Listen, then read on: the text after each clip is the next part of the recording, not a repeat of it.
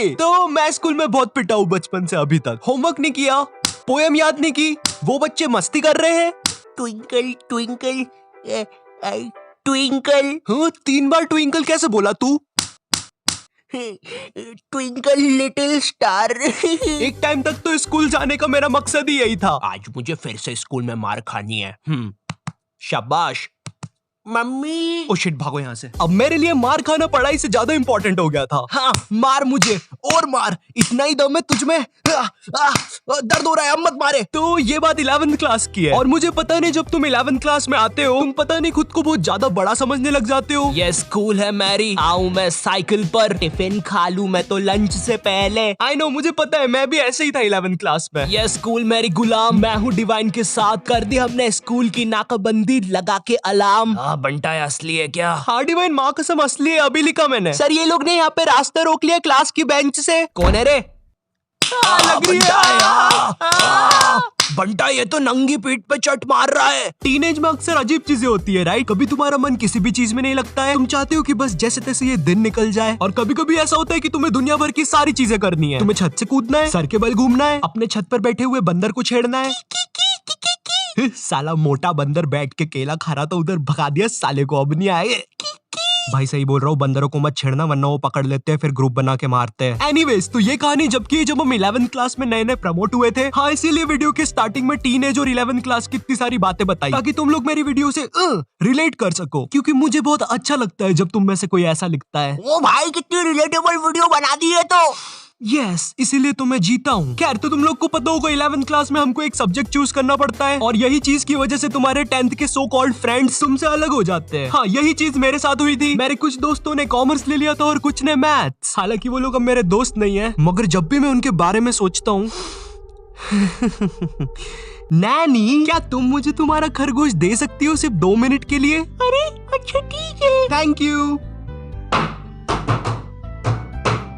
ये लो नानी। Okay bye. अरे मगर इसमें से धुआं क्यों निकल रहा है?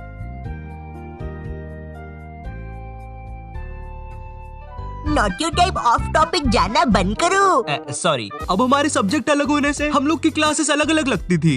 बाय द वे, मेरा सब्जेक्ट बायोलॉजी था, तो हम लोग को अलग अलग क्लास में बैठ के पढ़ना पड़ता था। मगर एक सब्जेक्ट ऐसा था जो हम सबका साथ में लगता था। ये लोग 200 बच्चों को एक साथ एक ही क्लास में भर देते थे और वो सब्जेक्ट था हिंदी। क्योंकि उसका एक ही टीचर था, तो वो टीचर से क्लास संभलती नहीं थी। हम लोग क्लास में बैठ के भोंकते रहते थे, भाव भाव भाव भाव भाव भाव भाव। नहीं, सच में थोड़ा ना भोंकते थे। तो अब वो टीचर से क्लास नहीं संभलती थी, इसलिए वो बोल देता था जिसको भी नहीं पढ़ना है वो बाहर जा सकता है। अब मुझे हिंदी सब्जेक्ट से वैसे ही नफरत थी। मुझे ये तक नहीं पता छोटी ई की मात्रा कहाँ लगती है और बड़ी ई की कहाँ लगती है। अरे ये दोनों सेम ही तो शब्द है, इनमें अलग अलग क्या है? हाँ मुझे पता है, कुछ ज्ञानी लोग कमेंट करने वाले हैं। भाई जो ये वाला 3 है ना, इसको तू ऐसे पढ़ेगा, देख 3। और जो ये वाला है ना, इसको तू ऐसे पढ़ेगा 3। तो ये जो बड़ा वाला है ना, ये सही है। खैर, इसके बारे में किसी नेक्स्ट वीडियो में बात करेंगे। ओके, तो हिंदी सब्जेक्ट नापसंद होने के कारण मैंने मेरे दोस्त से पूछा, भाई चले गए क्लास से बाहर? वो भी फुल चौड़ में आके बोला, हाँ भाई डरते हैं क्या, चल बाहर।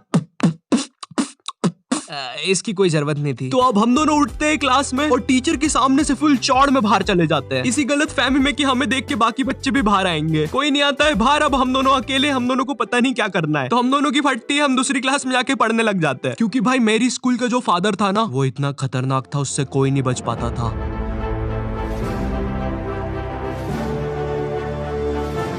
चल चल वहाँ चल, वहाँ चल। हाँ हाँ, मुझसे बच के कोई नहीं जा सकता। हाँ, अब बच के कहाँ जाओगे?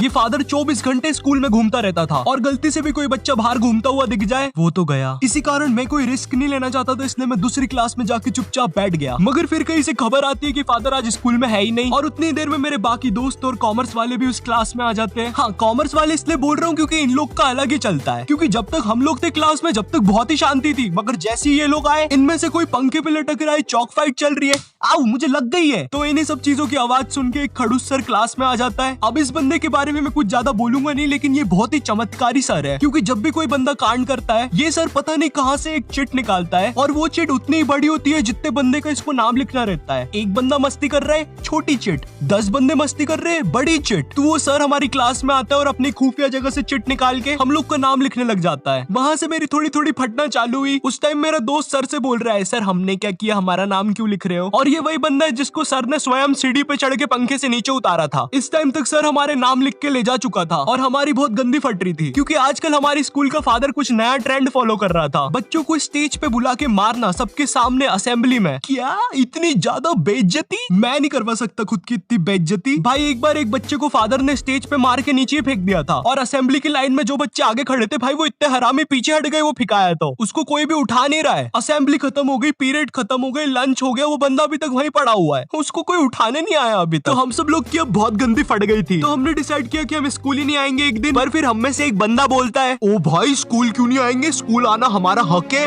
हाँ अपन एक काम करते हैं, अपन असेंबली के बाद स्कूल आएंगे, क्योंकि कल स्कूल में क्रिकेट मैच भी है, तो मुझे मेरे डोले शोले सबको दिखाने हैं।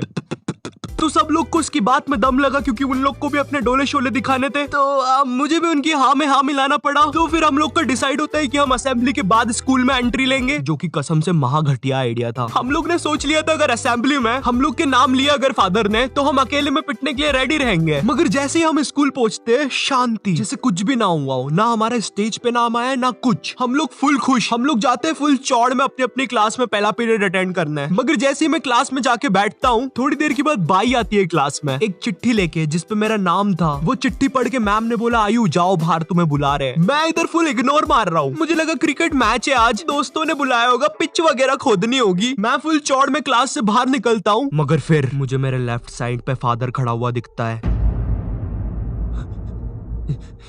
ये नहीं हो सकता। और दूसरी साइड मेरे सारे दोस्त खड़े थे लाइन बना के पिटने के लिए। ये क्यों हो रहा है हमारे साथ, और मैं ये लाइन में सबसे आगे क्यों खड़ा हुआ हूँ? तो अब मैं कुछ कर नहीं सकता था, इसलिए मैं भाग के लाइन में पीछे चला गया। भाई मैं नहीं मर रहा सबसे पहले। थोड़ी देर के बाद फादर हमारे पास आते हैं और हमें अपना अपना बैग लाके स्कूल से बाहर जाने को बोलते हैं, जो कि काफी अच्छी चीज थी अपनी क्लास के सामने मार खाने से। तो हम जैसे ही हमारा बैग लाने पलटते हैं, मेरा आई कांटेक्ट हो जाता है मेरे एक दोस्त से, जो कि बहुत अजीब मुंह बना के जा रहा था। वो देख के मुझे बहुत गंदी हंसी आ जाती है और मैं जम से हंस देता हूँ, और वो मुझे देख के हंसने लग जाता है, और हमारी हंसी फादर सुन लेते हैं।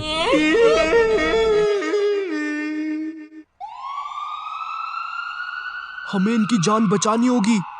हेलो सिविल हॉस्पिटल, डॉक्टर इन बच्चों की कंडीशन बहुत ज्यादा खराब है, लगता है किसी ने बहुत गंदा मारा है।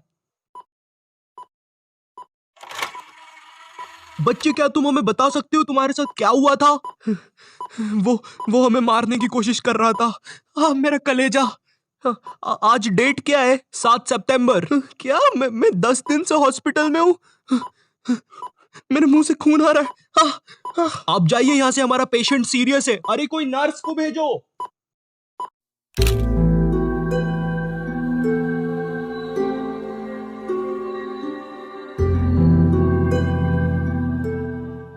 इस हादसे के बाद स्कूल को बंद कर दिया जाता है और फादर को मेंटल हॉस्पिटल भेज दिया जाता है। इस हादसे के बाद ये भी पता चलता है कि स्कूल कब्रिस्तान के ऊपर बनी हुई थी। सूत्रों के हिसाब से पता चलता है कि फादर कभी भी मेंटल हॉस्पिटल से भाग सकता है और वो वापस आकर उन 2 बचे हुए बच्चों की भी बलि चढ़ा देगा।